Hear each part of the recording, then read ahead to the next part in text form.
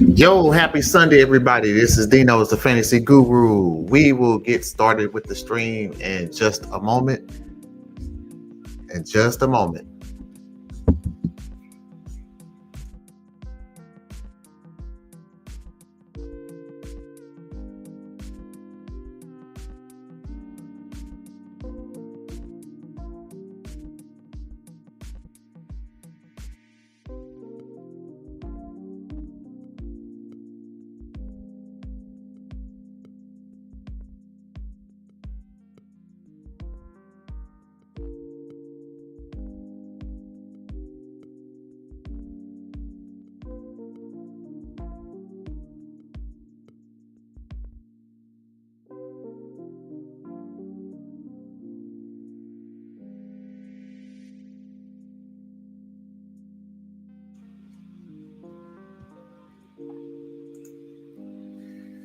Happy Sunday, everybody. It's Dknows, the fantasy guru, and we're back with our week 5 preview show.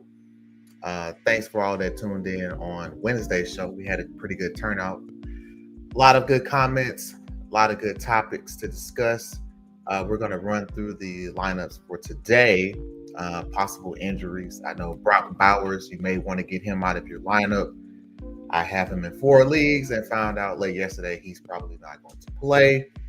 Right now, the Cleveland Browns, I'm kind of multitasking here. The Cleveland Browns are beating the Vikings over in London, 17-14. We got about a minute left, but the Vikings are driving. So if you're on this stream, welcome, but I know you're probably watching this game with heightened awareness as we're going to see how this game ends. Jordan Mason did go down early in the 4th with an apparent leg injury, but he did return. So I know those owners were a little shook when they saw him on the turf. But welcome to the show. Like I say, I'll keep this brief. I know you got to get ready for your noon kickoffs.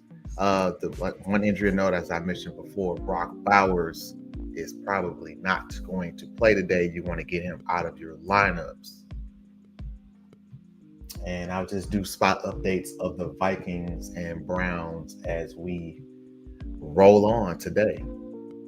Okay. Let's see what we got in today's reel. Patrick Mahomes. If you've known me, I have called out Patrick Mahomes several times and have been ridiculed for it. I will say, Patrick has played well without his targets. Without all of his weapons. Rashee Rice should be returning in week 7. And, Xavier Worthy returned from his shoulder injury last week. I was surprised at the production from Worthy, being that he had a shoulder injury from a wide receiver. But he did have a really good game. The downside for Patrick Mahomes is he still does not have a quality run game. And at some point, I feel like that's going to bite him in the ass. You can only pull the rabbit out of the hat so many times. And usually he has Kelsey as that bailout, in case of emergency break glass. Kelsey's glass is pretty much broken. I don't think you can break it anymore. He's more focused on Taylor Swift and his life after football, in my opinion. So the paint still isn't dry on Patrick Mahomes. I may look like the hero, or I may be the villain in this case, calling out Patrick Mahomes. I'm not saying he's not a quality player, but again, this is a fantasy channel, and we speak in terms of fantasy and output and production. And in the sense of production, his production has wavered over the last couple of years. Although the Chiefs have appeared in Super Bowls, they've won Super Bowls. We're all about production over here. I think the Chiefs do have a good chance to put up some good numbers this week. With their opponent. They play Jacksonville on Monday night. I don't expect a high-scoring game, but I feel like Patrick Mahomes is going to have a good game. He always shows up in those primetime games, especially under the lights. So stay tuned for that one. We'll roll through the rest of the Sunday slate here in a moment. But enough about Patrick Mahomes and the Chiefs. Let's talk about Jaden Daniels, who returns from injury today, 2-week absence. Jaden Daniels makes me really nervous.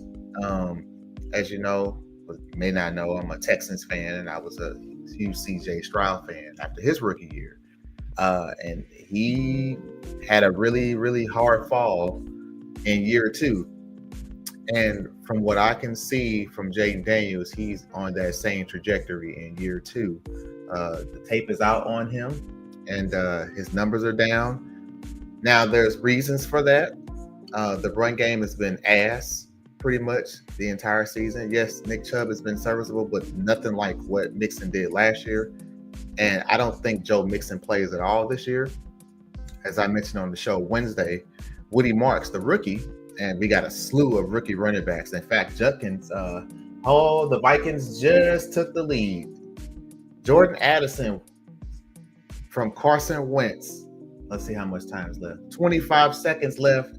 Cleveland has no timeouts. Cleveland played their ass off today. I really thought they were going to squeak out this win, but it looks like the Vikings are going to hang on. Not necessarily hang on, but still victory from the jaws of defeat. Looks like the Vikings are going to hang on and win their game against Cleveland. So we don't have to talk about that one anymore. Back to Jaden Daniels. Like I said, year two, there's film out. There's film out on Jaden Daniels. And for some reason, he's hesitant to run as much as he did in last year. I don't know if that's just a change in philosophy, but that was one of his strengths. And, you're neutralizing that by not running as much. They don't have the wide receiver depth as they had last year. I know they got Deebo Samuel's in. But like I said, he's hit and miss. He's hot and cold. Terry McLaurin didn't practice at all during training camp. He was holding out. He still got to get his legs, and he's actually injured. I don't believe he plays again today. So I'm not sure who they're trotting out there at wide receiver. If you are a Jaden Daniels owner, again, it's a wait and see game. If you can somehow manage to get Zach Ertz, that's a trusted target of his, I would try to do that. Another thing that's hurting Jaden Daniels is that stupid committee running back that they have in DC. Like, I don't understand why they won't play Krosky Merritt. Krosky Merritt is clearly the better back of the three that you have. So, in my opinion, that's clearly a snafu on the fucking general manager. There was no reason to trade Brian Robinson Jr. That was your first and second down back. That was your power back. You could have kept him. You can say Eckler, he may only had a year or two left. I guess you didn't figure running backs don't get hurt. Everybody gets hurt. So the fact that they didn't keep something that they used heavily last year, he was relatively healthy. Yes, I know he doesn't catch the ball as much, but you really don't need him to. You have other pass catching backs in the backfield. So that is a mystery of mine, and I think that is also hindering Jaden Daniels' numbers this year, as well as his wide receiver core. One more topic to hit before we do a rundown of the games. Again, I'm going to make this one quick because I know kickoff is approaching, and I have my pumpkin spice latte or whatever the fuck you want to call this. This is what I'm drinking this morning.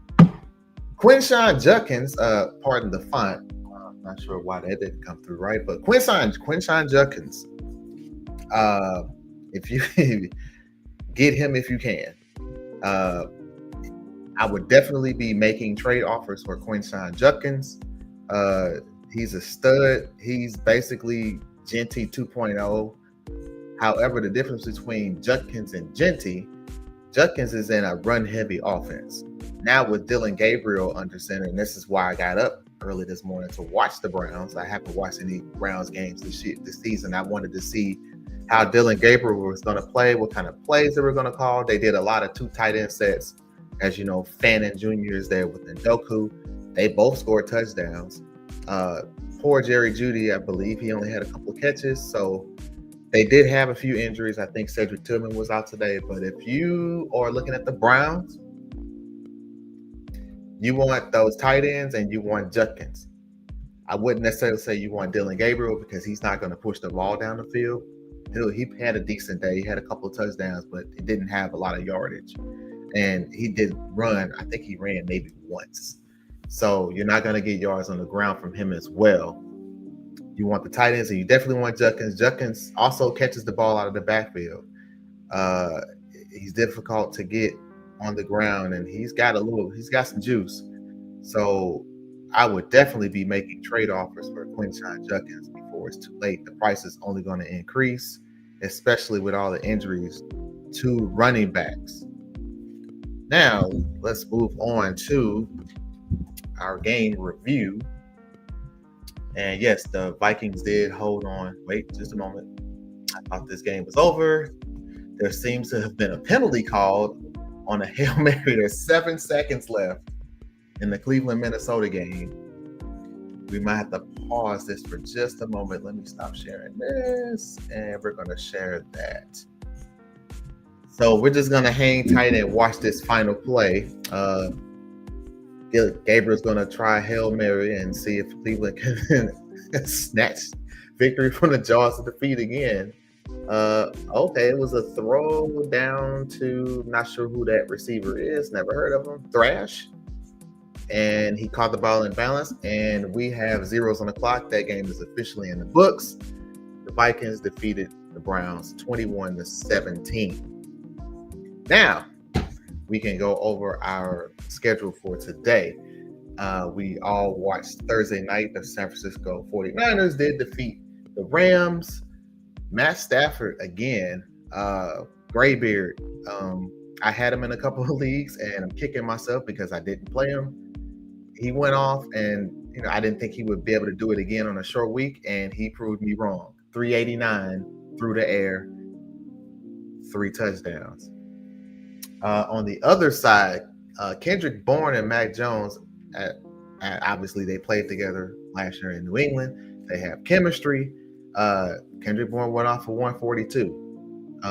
That's somebody you could possibly target. However, keep in mind, George Kittle should be returning from IR this week, and they should get Juwan Jennings and Ricky Pearsall back next week. So I would take a flyer on Kendrick Bourne, but temper your expectations. You're not going to get this type of performance every week. All right, let's look at the slate here. We have the Vegas Raiders at the Colts. Again, Brock Bowers is not playing. I'm not sure who is at tight end for the Raiders because Mayer is still out with a concussion.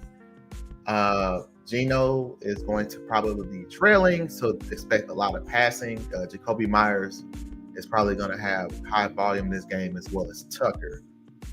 On the other side of the ball, Danny Dimes looks to recover from a subpar effort in last week's game. And the receiver, Mitchell, that fumbled right at the goal line last week and also cost Jonathan Taylor a 58-yard touchdown. I'm sure he will hold on to the ball this week. Moving on to the next game, we have the Giants and the Saints. As I mentioned on the other show, No Balls, No Glory, if you tune in there, I mentioned that the Saints, I don't believe will win a game this year. I believe they will go 0-17. I believe that continues. I think the Giants will go ahead and take this one with the two-headed rookie backfield of Scatterboo and Jackson Dart. Okay. And next we have the Cowboys and the Jets.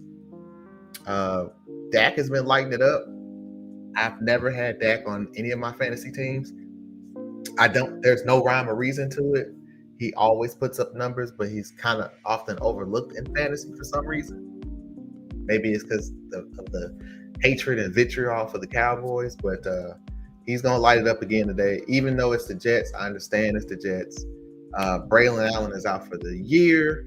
The backup, I believe, is Davis. If he's still available, I will go and grab him as an insurance policy for Breece Hall. Breece Hall hasn't been injury prone, but he has.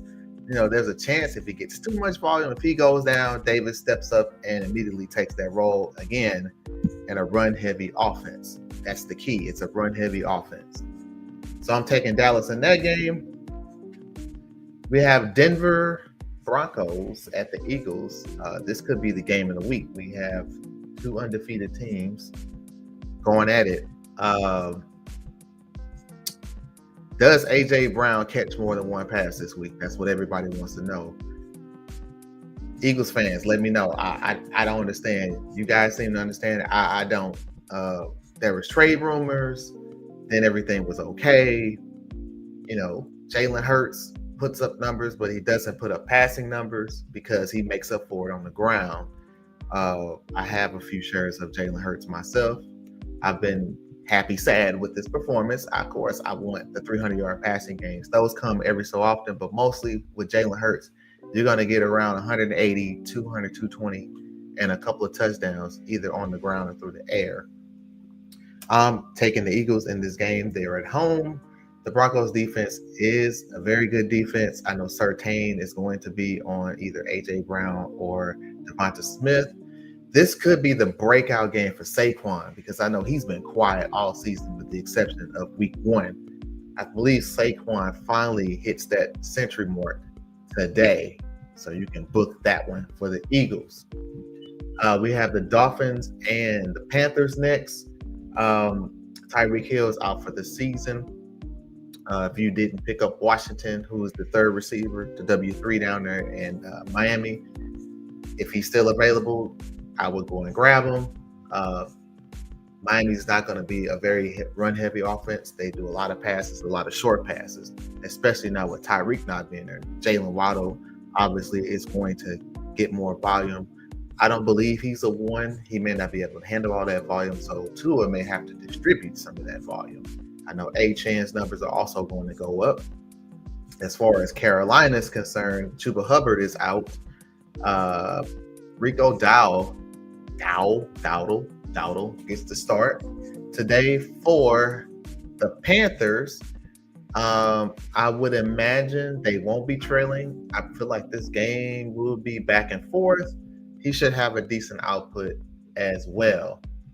Moving on to the next game, we have the Texans and the Ravens.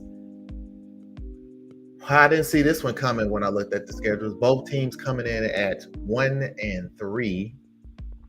Both teams in the basement in their divisions. Quite shocking. Somebody's going to get their second win today, and I believe that's going to be my Texans, based on the fact that Baltimore's defense is in shambles. They have, I believe, 7 starters out. So Stroud, if this is the game you're going to put up the numbers, it's got to be this week. No Lamar Jackson on the other side. I understand Henry's there. The Texans have a top 5 defense, so I expect them to key in on Derrick Henry and force Cooper Rush to beat them, and I don't think he can. So I'm rolling with the Texans. I think Stroud has a very good game. I would say Stroud probably throw for about 270 today. Woody Marks is going to get the start as well over Nick Chubb. He also has a good game today.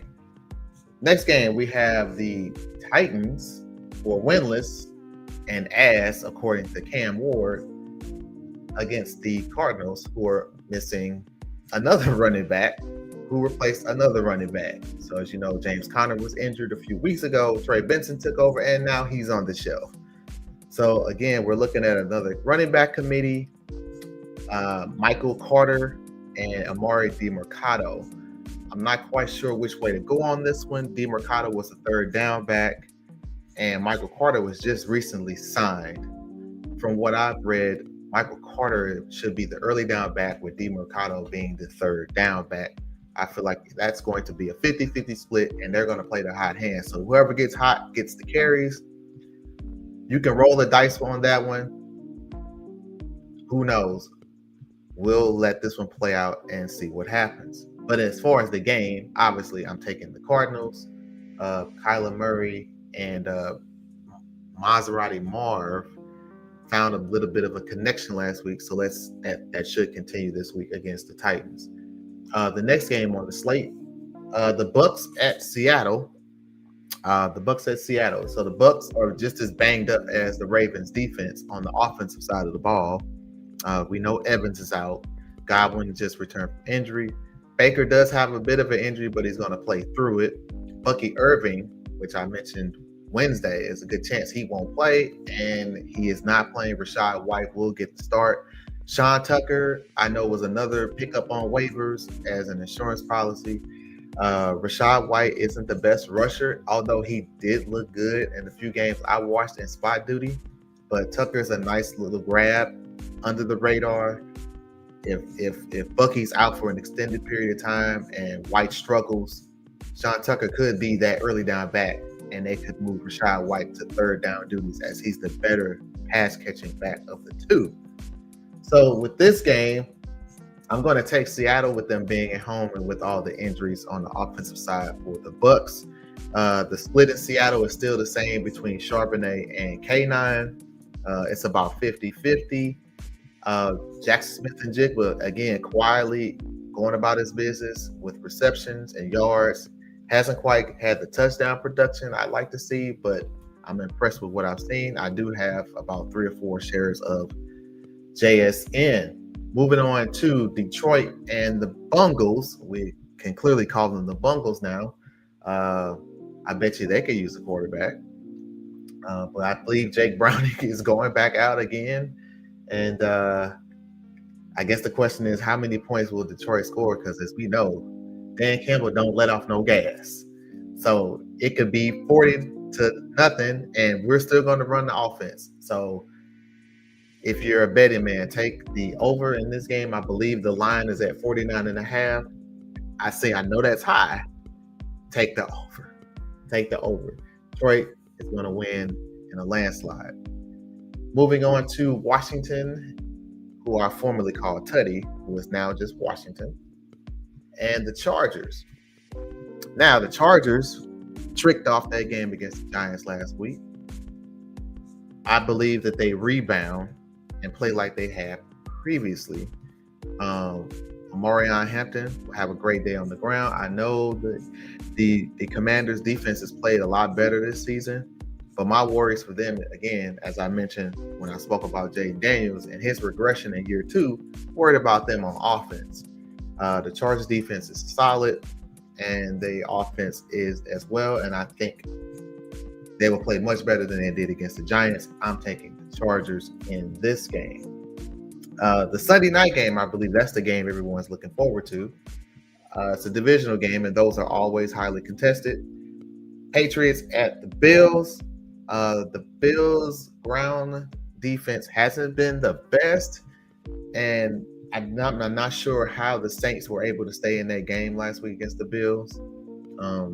They made that quite interesting, and that should have been a blowout.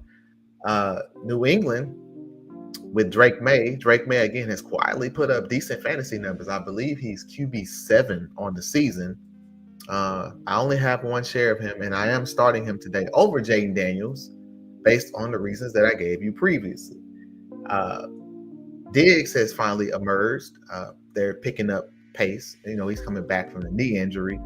There's still a quandary in the backfield in New England, similar to Washington. I don't understand why Travion Henderson does not get the bulk of the carries. They're still trotting out Fomandre Stevenson. Yes, I said Fomandre because he fumbles, right? And then the second back behind him, Gibson, who also fumbles.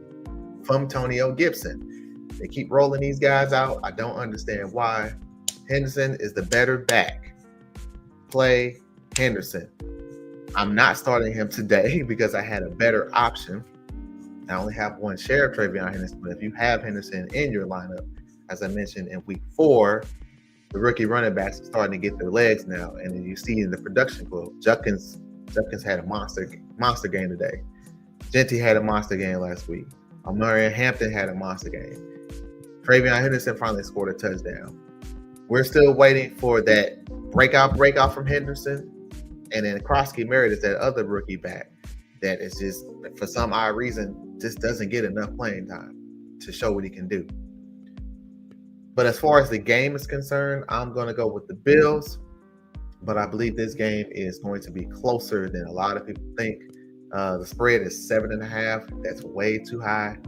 I think Buffalo wins by 4. I think Buffalo wins this game by 4. This is going to be a highly contested game. And then our final game of this week, look, I'm great on the time. We got 5 minutes before kickoff, and I'm going to get you guys out of here. We got Chiefs at Jacksonville. Again, I've called out Sunshine for years. I'm still calling out Sunshine. I don't think he's a franchise quarterback. I think he's a serviceable backup. I don't think he's the guy. And Jacksonville will continue to mutter in mediocrity until they realize that he's not the guy. Yes, I know they have a winning record. They're 3-1. Just wait. You just wait. It's a long season. That that Trevor Lawrence that I'm talking about is going to show up. Brian Thomas Jr., complete dumpster juice this year. My apologies to those who redrafted him or kept him as a keeper. I did not keep him as a keeper, thank goodness.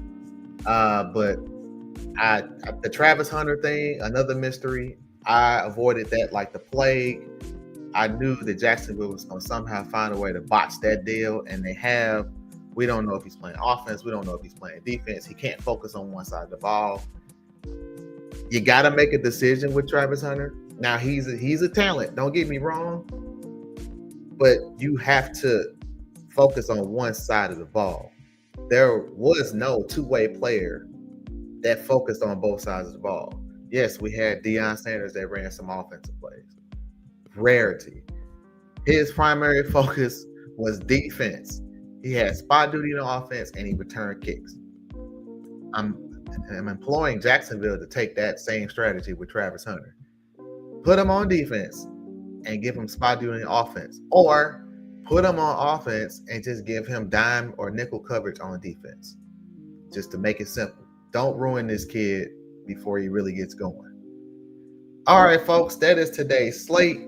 You got about 3 minutes before kickoff. Good luck today in week 5. It's going to be a ride, even with 4 teams on bye. It is not quite bye-mageddon. I believe that is week 8, where we have 6 teams on bye. So if I were you, I would start planning for that shit now and don't wait. Good luck today. It's your boy Dknows, the Fantasy Guru. Thanks for joining. I will holler at you guys later.